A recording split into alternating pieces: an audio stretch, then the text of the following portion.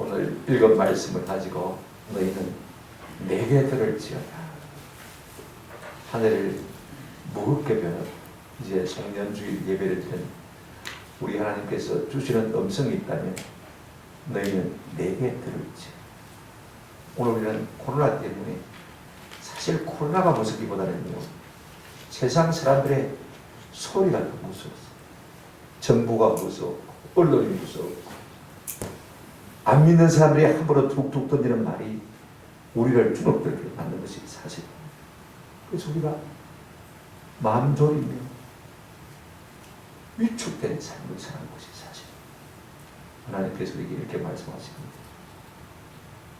그들에게서 듣지 말고 내게서 들으라. 제가 어제도 설교 준비하면서 신문기사를 보니까 청주서 소규모 교회발 연쇄 확진 잇따라 지역사회 비상. 우리도 소규모 교회인데 그죠? 이게 두려운 것입니다. 이렇게 두려운 마음으로 한 해를 보내고 있는 우리에게 오늘 본문 말씀은 이렇게 말씀하십니다. 세상 이야기 들을 것 없다. 내게 들으라. 아멘. 세상 이야기 들을 것 없다. 내게 들으라. 1절과 4절과 7절에서 세 번이나 내게 들으라. 내게 주의하라. 내게 귀를 기울이라. 내게 듣고. 왜 들으라고 하시는 것입니까? 세상말로 말미암아서 위축되어진 심령을 치료하는 길은요, 하나님의 말씀밖에 없는 거죠. 세상 소리로 말미암아 잔뜩 움츠러 있고 병들어 있는 우리의 몸과 마음을 치료할 수 있는 것은 하나님의 살아계신 능력의 말씀밖에 없는 것입니다. 오늘 유다 백성들에게 왜 하나님께서는 내게 들으라고 말씀하시는가? 우리가 이 이사야서의 배경을 좀 기억할 필요가 있습니다. 지난 시간에 제가 말씀을 드렸습니다만 이사야 선지자가 활동하던 시대는 이사야 1장 1절에 보면 이렇게 말하고 있습니다. 유다 왕 우시아와 요담과 아하스와 히스기야 시대에 아모스의 아들 이사야가 유다와 예루살렘에 관하여 보는 계시라 그랬습니다. 무슨 말이냐면요, 이제 유다 역사를 쭉 놓고 보면 망할 때까지 이제 유다의 국군이 기울어진 그때에 이사야 선지자가 활동하고 있다는 것입니다. 특별히 그가 활동한 많은 시간들이 히스기야 왕 때가 아닌가 하는 생각을 하게 되었습니다. 히스기야 왕 11년 주전 722년에 형제국가인 북이스라엘이 아수르라고 하는, 아시리아라고 하는 엄청난 제국에 의해서 멸망을 하고 말았어요. 이 아시리아가요, 북이스라엘을 다 안고 나니까 남쪽에 조그만하게 남은 적어도 탕 먹어버리고 싶은 것입니다. 그래서 귀한만 노리고 있어요. 그러니 지금 유다는 비상이 걸린 것입니다. 그래 쫓아달려가서 바벨론에게 도움을 구했습니다. 바벨론은요, 그 당시에 신흥 강대국입니다. 떠오르는 별과 같은 거예요. 저기 좀 부달하면 되겠다 싶어서 도움을 청하러 갔는데 도와주는 척 하면서 아예 노골적으로 틈만 나면 우리가 삼킬 것이라는 사인을 자꾸 보내고 있는 거예요. 아이고, 애국도 있는데. 근데 그 당시에 애국은 강대국이고 큰 제국이지만은 말입니다. 이빨 빠진 호랑이야 조금도 다를 바가 없는 것이죠.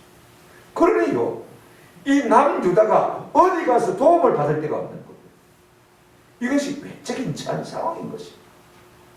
그러면 내적으로는 문제가 없었느냐? 내부의 적도 참 큰 적입니다만 이렇게 외적으로 어려운데도 불구하고 그들에게 하나님을 믿는 신앙이 점점 떨어져 갔던 것입니다. 불신앙으로 충만해졌습니다. 그러니까 유다의 적은 밖에 있는 적보다도 자기들 가운데 있는 불신앙의 적이 훨씬 더 컸던 것을 볼 수가 있습니다. 그들은 신앙이 없기 때문에요, 우리가 하나님 앞에서 얼마나 존귀한 존재인 자체를 몰랐습니다. 그리고 우리를 사랑하시는 하나님이 얼마나 크시고 얼마나 능력이 많으신가도 미처 생각지를 못하고 있는 것을 볼 수가 있습니다. 그럴 때 하나님께서 이사야 선지자를 통해서 이와 같은 상황에서 너희들이 해야 될 것은 내 말을 듣는 것밖에 없다. 세상 소리를 들을 것이 아니라 내 말을 듣고 고침받고 위로와 힘을 얻고 승리하기를 바란다. 지금 그런 의미에서 오늘 본문의 말씀을 하고 있는 것을 우리가 볼 수가 있습니다. 첫 번째로 우리가 하나님께서 우리에게 들려주신 말씀이 뭔지를 한번 생각해 보시죠. 첫 번째로요, 1절에 보시면 을을 따르며 여호와를 찾아 구하는 너희는 내게 들을지어다. 너희를 뜨는 반석과 너희를 파는 우묵한 웅덩이를 생각하여 보라. 그랬습니다. 오늘 1절, 2절, 3절 전체에서 우리 하나님은 첫 번째로 너희는 내게 듣고 너희의 과거와 지금을 생각해 보라고 말씀하고 있는 것을 볼 수가 있습니다. 그런데 놀라운 것은 하나님께서 그렇게 불신앙적인 유다 백성을 향해서 뭐라고 말하고 있냐면 을을 따르며 여호와를 찾아 구하는 너희라 이렇게 말하고 있는 것을 볼 수가 있습니다. 여러분 우리가요 어려운 일을 만나게 되어지면 참 미안합니다. 좀 하나님의 음성을 들리고 애를 쓰면 되는데 대부분 사람들이요 자기 생각에 몰두하는 것을 볼 수가 있습니다. 그리고 자기 말만 합니다. 그리고 사람에게 와서 자꾸 들으려고 하는 것을 볼 수가 있습니다. 하나님은 내게 와서 들으라. 이런 백성에게 하나님께서 지금 뭐라고 말씀하고 계시냐면 을을 따르며 여호와를 찾아 구하는 너희라. 누구를 가리켜서 말씀하고 있습니까? 1차적으로는 유다 백성들입니다. 그런다면 2차적으로는 가고 온 시대의 수많은 성도들을 향해서 그렇게 말씀하고 계신 것을 볼 수가 있습니다. 그렇다면 과연 유다 백성들이나 우리나 을을 찾아 또 여호와를 찾아 구하는 백성 맞습니까? 어려울 때 하나님만 구하고 하나님 찾는 백성 맞습니까? 아마 100% 동의하기가 참 어려울 것 같아요. 어렵다고 낙심하고 평안하다고 세상으로 향하여 나아가는 우리의 모습 아닙니까? 그런데도 불구하고 하나님은 자기 백성을 가리켜서 을을 따르며 여호와를 찾아 구하는 내 백성 이렇게 말하고 있는 것을 볼 수가 있습니다. 여전히 우리 하나님은 우리를 향한 기대와 실망을 꺾어버리지 않고 우리를 그대로 인정하시며 그와 같은 사람이 되기를 기대하는 마음으로 우리를 그렇게 부르고 있는 것을 볼 수가 있습니다. 그래서 우리의 자의식과 우리의 자존감을 배려해 주시는 것을 우리가 볼 수가 있습니다. 그러니 너희는 내게서 듣고 한번 깊이 생각해봐. 뭘 생각하느냐? 두 가지만 생각합니다. 과거에 내가 너희의 믿음의 조상 아브라함에게 무엇을 어떻게 했는지를 생각하고 지금 내가 너희를 어떻게 대우하는지를 한번 생각해 보라는 것입니다. 첫째 이유는 하나님께서 그들의 믿음의 조상인 아브라함을 어떻게 대우하셨습니까? 1절, 2절 같이 보시면 을을 따르며 여호와를 찾아 구하는 너희는 내게 들을지어다. 너희를 떠낸 반석과 너희를 파낸 우묵한 웅덩이를 생각해 보라. 2절, 너희의 조상 아브라함과 너희를 낳은 사라를 생각해 보라. 아브라함이 혼자 있을 때 내가 그를 두고 그를 그에게 복을 주어昌盛하게 하였느니라. 하나님도 참 재미가 있어요. 그냥 아브라함과 사라를 생각해 보라 이렇게 말하면 되는데 비유로 이렇게 말하고 있습니다. 너희를 떠낸 반석과 너희를 파낸 우묵한 웅덩이를 생각해 보라. 아브라함과 사라를 생각해 보라 하면 되는데 비유적인 표현을 참 재미있게 시적으로 표현했어요. 너희를 떠낸 반석과 파낸 웅덩이를 한번 생각해 봐라. 그런데 2절 말씀이 더 놀랍습니다. 너희 조상 아브라함과 너희를 낳은 사라를 생각해 보라. 지금 아브라함과 사라를 생각해라 그 말인데 그죠? 근데 더 놀라운 것은요. 2절에 보시면 아브라함이 어떻게 있을 때예요? 혼자 있을 때. 이 말이 참 중요해요. 혼자 있을 때 혈혈단신인 아브라함을 부르시사 하나님께서 성성장대케 하셨다는 말씀인 것입니다. 초라한 시작이지만은 위대한 결말로 끌어내신 하나님이시라는 것입니다. 우리가 욥기에서 좋아하는 말씀이 무엇입니까? 내 시작은 야하였으나 내 나중은 심히 장대하리라. 마치 이처럼 하나님께서 아브라함을 혼자 있을 때 부르시고는요 복을 주어서 장대케 하시다 그 말씀인 것입니다.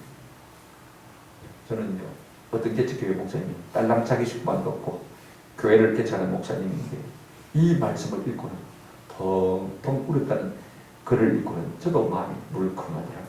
생각해 보세요. 이렇게 미미한데 혼자 있는데 언제 창대해야 되겠니? 그런데 하나님은 홀롤단신 혈혈단신 혼자인 아브라함을 부르셔서 크게 창대케 하셨다. 여러분 얼마나 크게 위로요 약속이 되는 것입니까? 우상 숭배가 만연한 갈대 오른 땅에서 하나님께서 아브라함을 부르셨습니다. 내가 네게 지시할 땅으로 가라. 그리하면 내가 너로 큰 민족을 이루고 내가 네게 복을 주어서 내 이름을 창대케 하리니 너는 복의 센터가 될 것이다. 그 나이 75세 여러분 이민을 가기 시작했어요. 75세 누가 고향에서 죽어야지. 저도 나이 40에 유학을 가보려고 마음에 작정하고 들어가고 있는데 몸이 들컥 아파요. 100미터를 못 뛰어요. 그래가지고 유학 가서 죽으면 죽었다는 소식도 전할 수 없는 곳에 가서 죽으면 어떻게 됩니까? 포기를 했어요. 한참 나이 40에도요 몸이 약하니까 못 가요. 아브라함은 75세 하나님의 약속을 믿고 쫓아갔더니 혈혈단신 혼자인 그를 하나님께서 마침내 복을 주어서 창대케 하신 것 아닙니까? 내가 그와 같은 하나님이 아니냐? 이 말씀은요 오늘을 살아가는 우리에게도 엄청난 위로와 힘이 되는 것을 볼 수가 있습니다. 여러분 예나 지금이나 동서고금을 막론하고 교회는 세상에 비해서 항상 소수입니다. 여전히 적은 우리 예수님 누가복음 12장 32절에서 이런 말씀하셨습니다. 적은 무리여 무수워하지 말라. 너희 아버지께서 그 나라를 너희에게 주시기를 기뻐하시느니라. 할렐루야. 우리가 살던 시대는요 그래도 한국에서 기독교가 전성시 20%. 우리의 아이들 초등학교 아이들은 지금 예수 믿는 아이들이 2%. 100명 중에 2명밖에 안 됩니다. 이걸 갖다가 성교학적으로는 미전도 종족이라고 합니다. 한 반에 한 명이 없어요. 25명도 안 되니까 그죠? 두 반에 한 명 있을까 말까. 예수 믿는 사람. 그러니 우리 아이들 세대들이 예수 믿는 것이 얼마나 외롭겠습니까? 한번 생각해 보십시오. 얼마나 추억이 되겠습니까? 오늘 우리 상황 가운데서 예수 믿는 사람이 꼭 나와 있어요. 그러나 무서워 말라. 하나님의 나라를 상속받을 자들은 너희니라. 할렐루야. 우리가 이 소망 가지고 담대함을 얻고 승리하는 은혜가 있기를 주님의 이름으로 축원합니다. 또 하나님이 말씀하셨습니다. 뭘 생각하고 있냐? 지금을 생각해봐라. 지금 내가 지금 너희를 어떻게 위로했는지를 한번 생각해봐라. 그렇게 말씀하고 있습니다. 3절 보십시오. 나 여호와가 시온의 모든 황폐한 곳들을 위로하여 그 사막을 에덴 같게 그 광야를 여호와의 동산 같게 하였나니 그 가운데 기뻐함과 절구함과 감사함과 청하는 소리가 있으리라. 사실 유다가 황폐할 수가 없는 민족입니다. 하나님께서 복을 주고 복을 주셔서 점점 잘 될 수밖에 없는 민족인데 그들 가운데 죄로 말미암아서 하나님이 잠시 징계하시니까 잠시 손을 내시니까 사는 것이 너무 피폐했어요. 그런데 하나님이 뭐라고 말씀하셨습니까? 비록 내 삶이 사막과 같이 황폐할지라도 에덴 동산과 같이 만들어줄 것이고 비록 내 삶이 광야와 같을지라도 내가 하나님의 동산처럼 만들어주겠다고 하셨어요. 하나님은요 창조자의 권능과 능력과 역사로 얼마든지 우리의 황폐해진 사막과 같은 우리의 삶이라 할지라도 하나님은 에덴 동산으로 변화시켜주는 너그님을 가진 하나님이신 줄로 믿습니다. 시편 107편 35절에 보면 또 광야가 변하여 못이 되게 하시며 마른 땅이 변하여 샘물이 되게 하실 수 있는 자의 능력과 역사를 가지고 있는 분이 누구시냐? 우리 하나님이신 것입니다. 그러면 어떻게 그렇게 할 수가 있습니까? 무엇으로 그렇게 할 수 있는 것입니까? 여러분 3절 보시면 나 여호와가 시온의 모든 황폐한 곳들을 한번 따라합시다. 위로하여. 우리 하나님은 우리를 위로하심으로 말미암아 우리의 모든 피폐한 삶 가운데서 우리의 좌절과 낙심 가운데서 얼마든지 에덴 동산같이 새롭게 만들 수 있는 하나님이신 줄로 믿습니다. 우리가 살다 보면 현실의 장벽에 부딪혔어요. 낙심할 때가 얼마나 많습니까? 한치 앞이 보이지 않아서 주저앉아서 절망하고 울고 있을 때가 얼마나 많습니까? 내 앞에 있는 장벽 때문에 내 자신의 무능 때문에 실패 때문에 때로는 질병 때문에 때로는 가난 때문에 때로는 이 사람 저 사람하고 얽힌 관계 때문에 삶이 무너져 내리는 사람들이 얼마나 많이 있습니까? 그러나 여러분 그거 아무도 하나님이 한번 우리를 만지시기 시작하면요 일순간에 우리의 삶이 회복되는 역사가 일어나게 될 줄로 믿습니다. 이사야 66장 11절에 우리 하나님 이렇게 말씀하셨습니다. 너희가 저절하는 것 같이 그 위로하는 품에서 만족하겠고 저절 넉넉히 한 것 같이 그 영광의 풍성함으로 말미암아 절구하리로다. 아이들이 아무리 배고파 보채고 울고 불고 하다가도요, 어머니가 품에 딱 안고 옛다 젖먹으라. 그죠?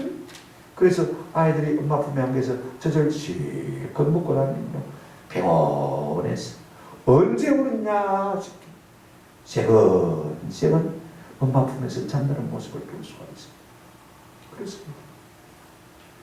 우리의 삶이 어떠할지 하나님이 한번 우리를 위로하시면요, 사막 같은 인생도 에덴같이 되어지고 광야 같은 인생도 하나님의 동산같이 새롭게 되는 놀라운 역사가 일어나게 될 줄로 믿습니다. 그러면요, 일순간에 회복되어지고, 그러면 우리 속에 기쁨과 즐거움과 감사와 이 노래소리가 올려 퍼질 수밖에 없는 것입니다. 하나님이 우리를 고치시는 방법이 무엇입니까? 위로를 통해서 우리를 고치시는 것을 볼 수가 있습니다. 올 한 해도 험난한 세월이가 보내왔습니다만, 그래도 우리 주님의 위로가 있었기 때문에 오늘까지 우리가 승리한 것 아닙니까? 지금까지 지내온 것 주의 크신 위로라.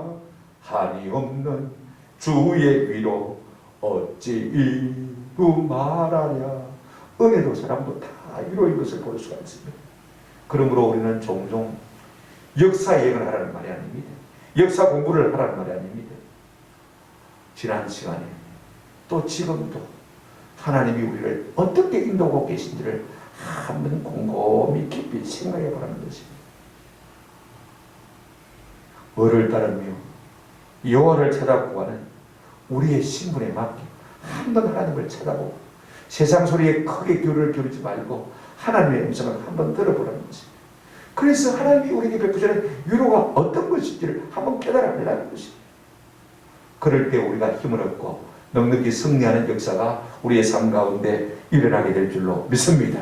이 송년주일에 이 같은 은혜가 우리 가운데 있기를 주님의 이름으로 축원합니다. 과거를 생각해 보면 저는 우리 권사님 한 분이 제가 좋아하는 배추 뿌리를 부전시장에 가서 사왔다고 5개인가 6개 줍니다. 아껴서 먹습니다. 반을 다 잘라가지고 반만 먹고 그 다음 아침에 반 먹고 오늘 아침에 먹으니까 한 뿌리 반 먹었어요. 3뿌리 먹었어요. 한 뿌리 반 먹었어요. 먹으면서 어릴 적 생각이 나요. 겨울에 배추밭에서 바람 빠진 축구공 가지고 축구 차는 좀 아들께 한참 쳐다보면 배가 고파요. 먹을 것이 별로 없어지니까 말입니다. 그러다가 그냥 배추뿌리 쭉 발로 툭 차면 동조로 휙 날아가면 손으로 잡아가지고 그죠? 가마니에다가 쓱쓱 닦아가지고 먹으면 그 맛이 꿀맛이. 그렇게 겨우겨우 고단한 삶을 살았는데 하나님께서 오늘도 우리에게 이렇게 부족함 없이 은혜를 주시구나 생각하면요, 하나님께서 내게 베푸신 아들을 생각하면 감사치 않을 수가 없는 것입니다. 나도 모르게 찬송이 나오는 것입니다. 오늘 우리에게 이 같은 은혜가 있기를 주님의 이름으로 축원합니다. 두 번째로, 하나님은요, 내가 내 공의와 구원을 만민에게 씌울 것이니 내 말에 귀를 기울이보라고 부탁하고 있는 것을 볼 수가 있습니다. 4절입니다. 내 백성이여 내게 주의하라. 내 나라여 내게 귀를 기울이라. 이런 율법이 내게서부터 나갈 것입니다. 내가 내 공의를 만민의 빛으로 세우리라.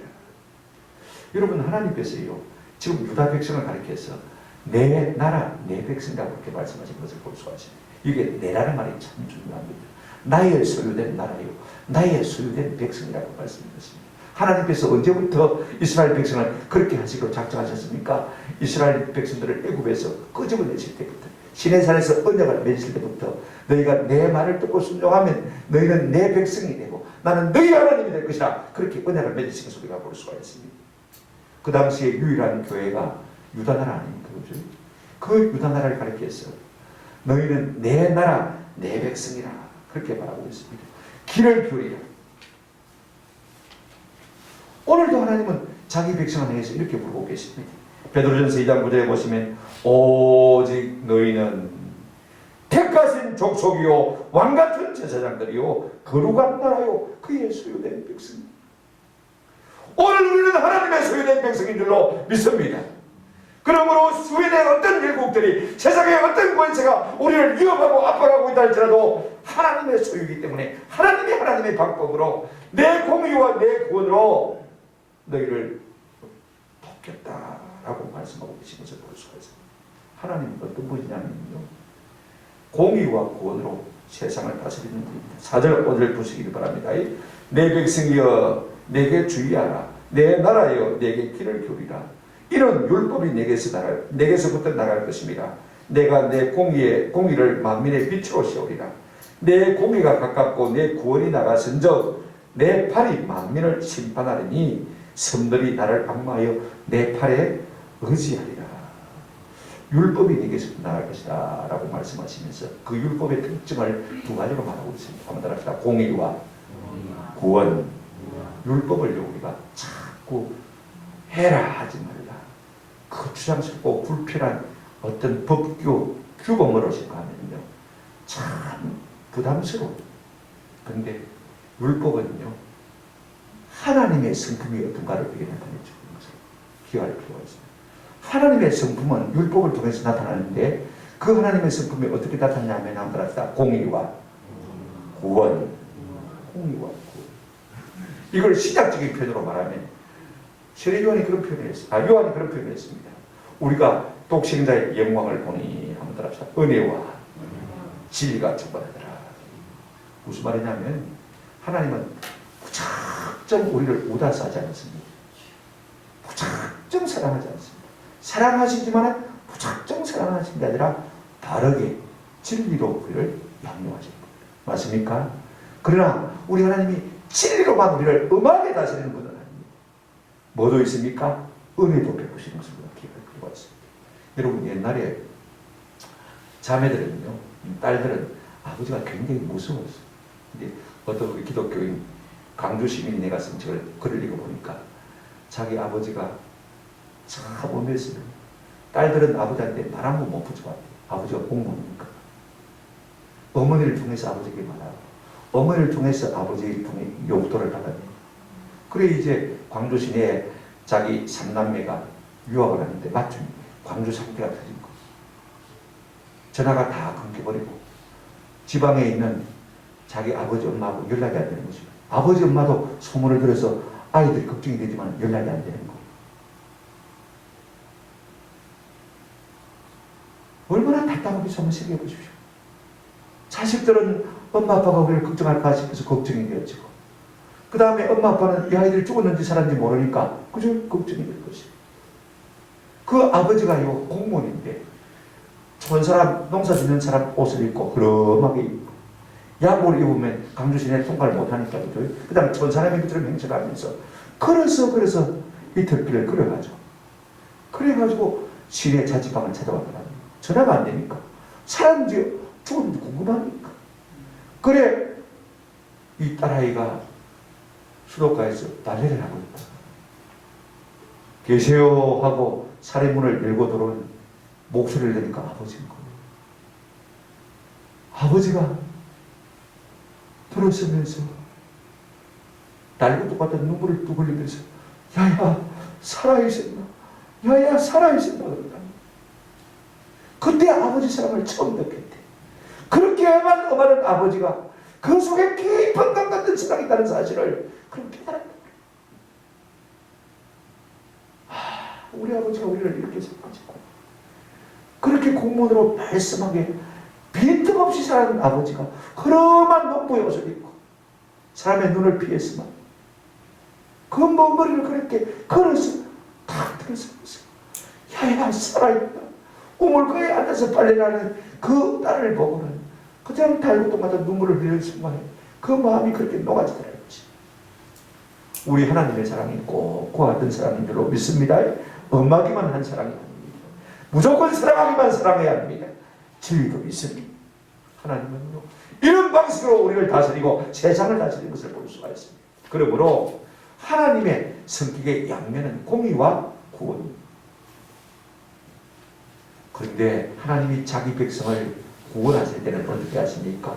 공의의 칼날을 사용하는 것을 볼 수가 있습니다. 세상 사람들이, 하나님을 모르는 사람들이 자기 백성을 괴롭힐 때는 하나님의 공의의 칼을 가지고 그들을 심판하시고 자기 백성을 구원하시는 것을 볼 수가 있어요. 지금 유다 나라가 아무리 적들에게 쌓였다 할지라도 너희는 내 백성이고 내 나라다. 너희가 좀 부족해도 내 공의로 저들을 심판하고 너희를 구원할 것이다. 나는 공의와 구원으로 온 세상을 다스린 하나님이다. 이걸 지금 말씀하고 계신 것을 볼 수가 있어요. 그런가 하면요, 세상 권력이 아무리 커도 세상은 잠시 잠깐이야 우리에게 말씀하고 있습니다. 자, 6절 한번 보시기 바랍니다. 이렇게 말씀하고 있습니다. 너희는 하늘로 눈을 들며 그 아래의 땅을 살피라. 하늘이 연기같이 사라지고 땅이 옷같이 헤어지며 거기에 사는 자들이 하루살이같이 죽으려는가. 나의 구원은 영원히 있고 나의 공의는 피하여지지 아니하리라. 두 가지를 말씀하고 있습니다. 세상은 잠시 잠깐이고 하나님의 속성인 공의와 구원은 영원하다. 자, 먼저 첫째로 이렇게 말하고 있습니다. 한번 눈을 들어서 하늘을 보래요. 눈을 내리깔고 땅을 합니다. 하늘 영원할 것 같지만 아니다. 연기같이 사라집니다. 땅 흔들리지 않을 것 같지만 좀 먹는 것이다. 먹힐 것이다. 없어질 것이다. 사람 성성장구하고 서술이 버른 권세가 있는 사람 누가 그 앞에 감히 도전할 수 있습니까? 그러나 그런 인생이라 할지라도 이게 뭐라고 했습니까? 하루살이같이 마다 죽는다고 했습니다. 뭘 말하고 있는 것입니까? 세상은 아무리 크게 보여도 아무리 위대하게 보여도 아무리 강하게 보여도 잠시 잠깐이라는 것입니다. 하늘이 없어집니까? 이게 없어진다고 말하고 있습니다. 땅이 없어집니까? 없어진다고 말하고 있습니다. 시편 102편 26절에 천주는 없어지려니와 주는 영존하시겠고. 할렐루야. 그렇습니다. 주님이 공의로 세상을 심판할 때는요, 세상에 있던 모든 것들은 다 사라질 것입니다. 세상이 잠시 잠깐 성도를 압박하는 것 같고 이기는 것 같고 누르는 것 같고 우리는 그 발바닥에 밝힌 발바닥 사이에 낀 때만도 못하게 아무것도 아닌 것 같은 느낌을 받을지라도 세상 사람 누가 우리를 다스린 것 같아도 여러분, 이 세상은 잠시 잠깐이고 없어질 것입니다. 그 사람, 그 군주, 그 권력자, 그 막다른 권력도 한번 따라서 하루살이. 제가 설교 준비하면서 여태까지는 내가 사람을 압박했다면 다시는 내가 사람을 압박할 사람이 되지 말아요. 누구에게도 스트레스 주는 사람이 되지 말아요. 인생은 뭐에 불과하다? 하루살이에 불과하다. 그러다가 하루 만에 갈 수 있는 것이 무엇입니까? 인생입니다. 여러분, 사람 너무 급박하지 마세요. 내 마음에 안 든다고 자식이라도 너무 급박하지 마세요. 여러분, 부하도 너무 급박하지 마세요. 내가 힘 있다고 함부로 이루지 마세요. 그러다가 하루살이 인생으로 갈 수 있으니까 끝낼 수가 있어요. 조심해요. 우리는 영구한 삶이 아닙니다. 영원한 존재가 아닙니다. 영원한 것은 하나님의 공의와 구원밖에 없는 것입니다. 아멘. 우리 주 예수 그리스도만이 영원하시고 어제나 오늘이나 동일하신 하나님이신 줄로 믿습니다. 그러므로 우리가 알아야 될 것은요, 절대로 눈에 보이는 세상이 크고 강해 보여도 그것 하루살이에 불과하다는 사실을 늘 마음속에 믿으시는 은혜가 있기를 주의 이름으로 축원합니다. 그런가 하면 무엇만이 영원하다고요? 하나님의 공의와 구원만이 영원한 것이요, 하나님의 성품만이, 하나님 자신만이 영원한 것이고, 그분이 우리를 구원하시면 우리가 얼마든지 승리할 수 있는 것입니다. 오늘 이 말씀이 우리에게 큰 위로가 되시기를 주의 이름으로 축원합니다. 세 번째로 우리가 생각할 것은요, 하나님의 백성들은 하나님의 음성을 들어야지 세상의 음성에 너무 귀를 기울이지 말고 그것 듣고 두려워하지 말라고 말하고 있습니다. 7절 보십니다. 어를 아는 자들아, 마음에 내 율법이 있는 백성들아, 너희는 내게 듣고 그들의 비방을 두려워하지 말라. 그들의 비방에 놀라지 말라. 하나님께서 자기 백성을 부르시면서 이렇게 말씀하셨습니다. 어를 아는 자들, 마음에 내 율법이 있는 백성들. 여러분, 오늘 우리가 그렇습니까? 내가 어를 알고 있습니까? 마음에 하나님의 말씀이 내 속에 충만합니까? 그렇지 못한데 하나님은 우리를 그렇게 불러주고 계신 것입니다. 그렇게 부르는 것을 기뻐하시고 그렇게 우리의 삶 가운데 이루어지기를 기다리는 것입니다. 저는 하나님의 말씀이 우리 가운데 충만한 은혜가 있기를 주님의 이름으로 축원합니다. 그런데 그러지를 못하고 자꾸 세상 뉴스, 세상 이야기, 세상 사람 이야기, 똑똑한 사람들 이야기, 거짓 있는 사람 이야기를 너무 들으니까 우리의 마음이, 우리의 신앙이요 마치 하나님이 없는 것처럼 약해져서 두려워 떨고. 그래서 하나님 뭐라고 말씀하십니까? 그 사람들 이야기 듣고 너무 네가 두려워하지 말고 너무 낙심하지 말라고 말씀하고 있습니다. 두 가지 말씀하고 계십니다. 하나는 세상을 두려워하지 말라는 것입니다. 그들의 비난과 비방을 두려워하지 말라는 것입니다. 다른 하나는 약속입니다. 내 공의가, 내 구원이 영원할 것이다. 그거 별것 아니다. 그 허상이다. 우리에게 이렇게 말씀해 주는 것을 볼 수가 있습니다. 첫째로 우리가 생각할 것이 무엇입니까? 7절 다시 보시기 바랍니다. 어를 아는 자들아, 마음에 내 율법이 있는 백성들아, 너희는 내게 듣고 그들의 비방을 두려워하지 말라. 그들의 비방에 놀라지 말라. 이게 비방 두 분 똑같은 말을 쓰십니다만 사실은 헬라 히브리어가 다른 단어입니다. 비난과 비방 이렇게 말하면 되겠죠. 여러분 오늘 성도를 향한 세상의 수모와 멸시가 얼마나 큽니까? 아무것도 아닌데 내가 니보다 못한 일에서 나은데 예수 믿는 것 하나 때문에 사람들이 우리를 딱 무시하고 드는 것을 볼 수가 있습니다. 그렇지 않습니까? 무시하는 거죠. 교회 나간다는 것 하나 때문에 얼마나 우리가 무시를 당하고 삽니까? 첫째로 그들을 유다 백성들을 무시하는 그들이 누굽니까? 37장에 보게 되어지면 저 아수르 제국의 대왕 사내립이죠. 38장을 넘어가서 보면 바벨론 사람들이 계속해서 유다 사람들을 괴롭히는 것을 볼 수가 있습니다. 근데 궁극적으로는요, 강대국, 높은 사람, 큰 사람만 유다 백성을 괴롭히는 게 아닙니다. 비방한 게 아닙니다. 비난한 게 아닙니다. 잔태에 있던 나와 비슷한 쪼무라기들도요, 그렇게 한 것을 볼 수가 있습니다. 성경 한번 볼까요? 스바냐 2장 8절. 스바냐 2장 8절. 나보다 아예 힘이 세가지고 내가 똑똑 못한 사람한테 내가 비방을 들으면 그래도 막 마음에 저가 크니까 어쩔 수 있나, 내가 서럽지만 어쩌겠나 하지만 비슷한 것들이, 쪼무라기들이 또 내하고 비슷한 것들이요 나를 갖다가 쥐박으려고 그러면 여러분 마음이 더 상합니다.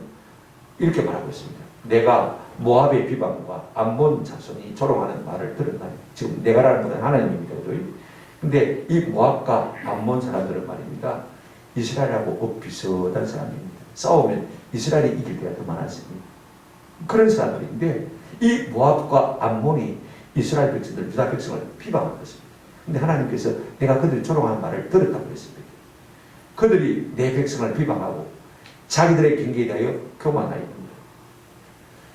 대제국들만 그렇게 한 것이 아니고 힘 있는 사람만 그렇게 한 것이 아니고 힘 있는 사람이 유다 백성을 교회를 갖다가 비방하고 비난하니까 힘 없는 쪼무레기들도 덩달아서 교회를 비방하고 비난하는 것입니다. 그들이 누굽니까? 오늘날은 예수 믿지 않는 사람이죠. 정부 권력입니다. 언론들입니다. 그러니까요, 아무것도 아닌 사람들조차도 교회 나간다고, 교회만 나간다 하면요, 그냥 우리를 갖다 불려처럼 취급하는 것을 볼 수가 있어요. 주일날 교회 나가려면 직장 오지 말라고 합니다. 특별히 무엇입니까? 이 의료 수용시설에 종사하는 분들은 1년 내내 교회 못 나오고 있는 분들 있지 않습니까? 이 그래 교회 갔다 올라오면 직장 오지 마라. 그러니까 할 수 없이 밥 먹고 살아야 되니까, 그죠? 교회 못 오고 그냥 직장 가는 것을 볼 수가 있어요. 그들이 무슨 말로 교회를 비방했을까요? 많은 말로 교회를 무시했습니다. 그런데 또 하나, 여러분, 스가랴 1장 15절에 보면요, 딱 한마디로 이렇게 말하고 있습니다. 스가랴 1장 15절. 안이라는 열국을 심히 진노하나니, 지금 하나님께서 모든 나라에 대해서 심히 진노한다고 했습니다. 뭐 때문에 진노하냐면, 나는 조금만 노하였거늘. 누구에게요? 유다 백성들에게, 교회에게 조금만 노하였거늘. 그들은 힘을 내어 고난을 더했습니다. 내가 내 백성들이 바로 살지 못해서 내가 조금 손 좀 봐라 그랬는데, 너는 왔다, 찬스다 그래가지고 내 백성을 갖다가 심히 힘을 내어서 고난을 했다, 더했다. 말로. 그죠? 이것이 지금 유다 백성들이 당하고 있는 실상입니다. 오늘 이것이 우리가 당하고 있는 실상인 것입니다. 어제 설교 준비를 하면서 보니까 또 신문 제목을 이렇게 잡았더라고요. 확진자 1000명이 넘는데 대면 예배를 꼭 해야 하냐. 그러면서 자고 나면 1000명이 넘어가는데 교회에서 꼭 뭐 때문에 대면 예배를 꼭 하지 말냐 하는 그런 신문의 제목 기사를 제가 보았어요. 그러니까 우리 교회는 20명 이내로 대면 예배 하고 있잖아요. 그죠? 그러니까 내가 주눅이 드는 거예요. 올라 싶은 생각이 들어요. 목사님 내가 그런데 여러분 그런 기사를 보면 어떤 생각이 들겠어요? 한번 생각해 보십시오. 근데 댓글이 더 가관이니 돈 벌어야 하잖아요. 돈 벌기 위함인데 무슨 이유가 있나요? 목숨 걸고 사기치는 사람들이 목사인데 그렇게 사람들. 이야, 목숨 걸고 사기치는 사람이 목사예요. 야 이놈아, 목숨 걸고 사랑하는 사람이 목사예요. 무슨? 그래 여러분, 목사인 내가 주눅이 들지 않을 수가 없는 것이죠. 또 다른 데 그래 보니까 이렇게 써놨어요. 하나님도 코로나 때문에 교회 못 오니까 그냥 제발 집에 계셔. 전라도 사람이 그렇게 생각해요. 하나님도 코로나 때문에 교회 못 오십니다. 이렇게 우리가 세상에 대해서 아무것도 아닌 것처럼 비방과 비난을 받고 있는 것입니다. 그렇다고 해서 우리가 아무 허물이 없다는 이야기 아닙니다. 유다 백성이 허물이 없다는 이야기 아닙니다. 우리도 허물이 있고 우리도 유다 백성들처럼 허물이 있고 죄가 있습니다. 우리가 어떻게 완벽할 수가 있겠습니까? 그들이나 유다 백성들이나 우리나 허물이 무엇일까요? 하나님께서 이렇게 말씀하셨습니다. 여러분 이사야 43장 22절부터 24절 여러분 돌아가셔서 한번 성경을 찾아 읽어보시면 참 좋겠다 싶은 생각이 드는데 제가 한번 읽어드리겠습니다. 그러나 야곱아 너는 나를 부르지 아니하여 이스라엘아 너는 나를 괴롭게 여겼으며 23절 네 번제 양을 내게로 가져오지 아니하였고 네 제물로 나를 공경하지 아니하였는데 나는 제물로 말미암아 너를 수고롭게 하지 아니하였고 유향으로 말미암아 너를 괴롭게 하지 아니하였거늘 24절 너는 나를 위하여 돈으로 향품을 사지 아니하며 희생의 기름으로 나를 흡족하게 하지 아니하고 내 죄짐으로 나를 수고롭게 하며 네 죄악으로 나를 괴롭게 하였느니라. 우리가 평안할 때 건강할 때 돈이 있을 때 누가 주인을 만들었노? 그런 생각 안 했습니까? 어느 놈이 새벽기도 만들었노? 마음대로 놀고 싶고 마음대로 쉬고 싶고 마음대로 엔조이하고 싶은데 우리가 지난날 주일 예배를 부담스럽게 심하지 않았습니까? 세상 사람들 다 해외 여행 가고 멀리 저 국내라도 여행 가고 산으로 들로 다 놀러 가는데 골프 치러 가는데 뭐 하는 게 우리는? 하나님을 부담스러운 것이 예배를 부담스러운 것이 헌신을 부담스러운 것이 이런 무엇이기 때문에 하나님께서 우리를 갖다가 잠시 손보라고 이방 사람들에게 맡겨줬는데 조금만 살짝 손대라고 그랬는데 이방 사람들은 어떻게 했습니까? 더 크게 손을 대가지고 지 기분 푼다고 이때다 싶어서 찬스다 싶어서 함부로 교회를 배반한 것입니다. 그 때문에 하나님께서는 진노하셨습니다. 여러분 제대로 드리는 예배 때문에 우리가 세상 가운데서 비방받는 겁니다. 이거 우리가 아세요? 우리가 제대로 예배하지 않기 때문에 하나님께서 세상 가운데 비방적으로 우리를 두신 것입니다.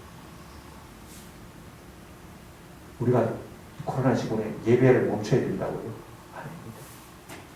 그럴수록 진실하게 예배해요. 그럴수록 일단백으로 예배해야 돼요. 그럴수록 내가 죄송한 마음을 가지고 예배해야 돼요. 내가 예전에 자유롭게 예배할 수 있을 때 예배를 부담스럽게 여긴 것들을 갖다가 회개하면서 예배해요. 그렇게 하나님께서 그들이 하는 비방을 두려워하지 말라, 비난을 놀라지 말라 우리에게 말씀하신 것이죠. 왜 그렇습니까? 하나님께서 공의 우리를 구원하시기 때문에 그렇습니다. 세상은요 반드시 하나님의 공의의 심판에 전할 수 있습니다. 두 가지를 말씀하시면 보십시오. 8절 한번 보시기 바랍니다.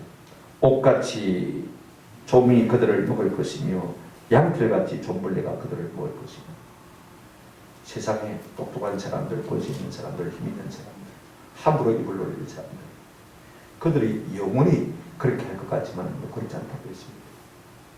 옷을 좀 입지 않습니까? 그죠? 양털도 좀벌레가 먹습니다. 그래서 상하씨 못 얻게 되는 것처럼 하나님께서 두 번이나 똑같은 의미를 담보하고 있었거든요. 반드시 그렇게 하시겠다고 말씀 아닙니까? 바벨론 제국이 아무리 강해 보여도 하나님께서 좀 먹게 하겠다고 했어요. 결국 바벨론 제국도 나중에 망하고 맙니다. 무엇으로 그렇게 하시는 것입니까? 시간입니다. 하나님은 영혼입니다. 우리 인생은 뭡니까? 유한합니다. 이걸 아세요? 영원이신 하나님 앞에 이길 장사 아무도 없습니다. 세월 앞에 이길 수 있는 장사 있습니까? 여러분 시간을 가지고 싸우면 우리 인생이 집니다. 우리 인생은 유연하지 않습니까? 이 세상과 세상에 속한 것은요 영원한 것이 없습니다. 우리 옛말에 금불 10년 아무리 강한 권세도 10년을 넘어가지 못하고 그죠? 그 다음에 화무 11호 아무리 화려한 꽃도 10일을 넘어가는 꽃이 없다고 했어요. 여러분 세상과 세상에 속한 것은 다 순종할 수밖에 없는 것이고 다 쏟아질 수밖에 없는 것입니다. 하나님은 시간을 가지고 세상을 다스리는 것입니다. 아멘. 하나님의 공의의 심판의 맷돌은 비록 더디게 천천히 돌아가는 것 같지만 천천히 돌아가면서 모든 악을 다 잘게 부수는 것입니다. 이것이 하나님의 심판의 방법이라고 말씀하셨습니다. 하나님의 백성, 내 나라, 내 백성을 대적하는 이와 같은 모든 악한 것들은 내가 반드시 심판하겠다고 말씀하시는 것입니다. 그러나 하나님의 공의와 하나님의 구원은 끝이 없을 것이다. 요한계시록 8절 한번 내려보세요. 나의 공의는 영원히 있겠고 나의 구원은 세계 제세에 미치리라. 할렐루야. 하나님이 공의의 손을 뻗어서 심판하시고 우리를 구원하시면 우리가 승리하는 것이죠. 이걸 우리가 아세요. 하나님은 죽은 하나님이 아니십니다. 살아계신 하나님이신 줄로 믿습니다. 하나님은 우리를 위로하시는 하나님이십니다. 우리가 12절, 13절 1절 나눴습니다만 이렇게 말씀하고 있습니다. 이르시되 너희를 위로하는 자는 나 곧 나이니라. 우리를 위로하실 분은 하나님밖에 없습니다. 세상 기대 가지고요 그게 담을 빨아보려고 하시는 사람들은요 굉장히 어리석은 사람입니다. 그 기대 가지고 내가 한 달 해보겠다. 여러분 예수 믿는 사람은 꿈에도 꿈꾸면 안 됩니다. 예수 믿는 사람은 그렇게 하면요 절대 망하기 쉽습니다. 이거 우리가 아세요. 어디 큰데 가서 빌붙어 가지고 내가 묵고 살겠다 그 생각하지 마십시오. 그 사람들은 없어질 사람입니다. 사라질 사람입니다. 좀 먹힐 사람입니다. 오직 하나님의 공의와 근세에만 여러분 하나님의 공의와 구원에만 의지하시는 저와 여러분 되시기를 주의 이름으로 축원합니다. 말씀을 맺습니다. 시간이 좀 갔습니다만은요 우리가 세상 사람들이 두렵습니다. 왜 두려우냐? 우리가 한 가지 이유가 아시죠? 하나님의 백성은요 하나님의 음성을 듣고 살아야지. 하나님의 말씀을 듣고 살아야지. 세상 말을 들으면요 세상 만사가 우리를 두렵게 하기 때문에 여러분 빈총으로 맞으면 아픕니다. 그죠? 그들이 빈말합니다. 아무 생각 없이 툭툭 던져도요 듣는 우리는 마음이 상하는 거, 상처를 입는 거, 자꾸 주눅드는 거, 자꾸 위축되는 거. 그래서 자꾸 어떻게 되십니까? 믿음이 없어지는 거예요.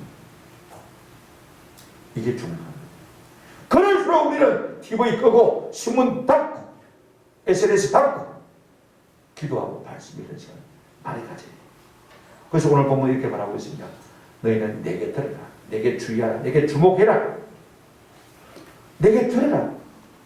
세상 소리 좀 듣지 말고. 그러면 내가 위로로 너희를 고치겠다고 말씀하고 있는 것을 볼 수가 있습니다. 우리 예수님 요한복음 10장 27절에 이렇게 말씀하셨습니다. 내 양은 내 음성을 들으며 나는 그들을 알며 그들은 나를 따르느니라. 내 양은 내 음성을 안다고 했습니다. 우리가 주님의 백성이라면 주님의 음성을 들으시기를 주의 이름으로 축원합니다. 누구든지 한번 더 합시다. 듣는 자를 살아나리라.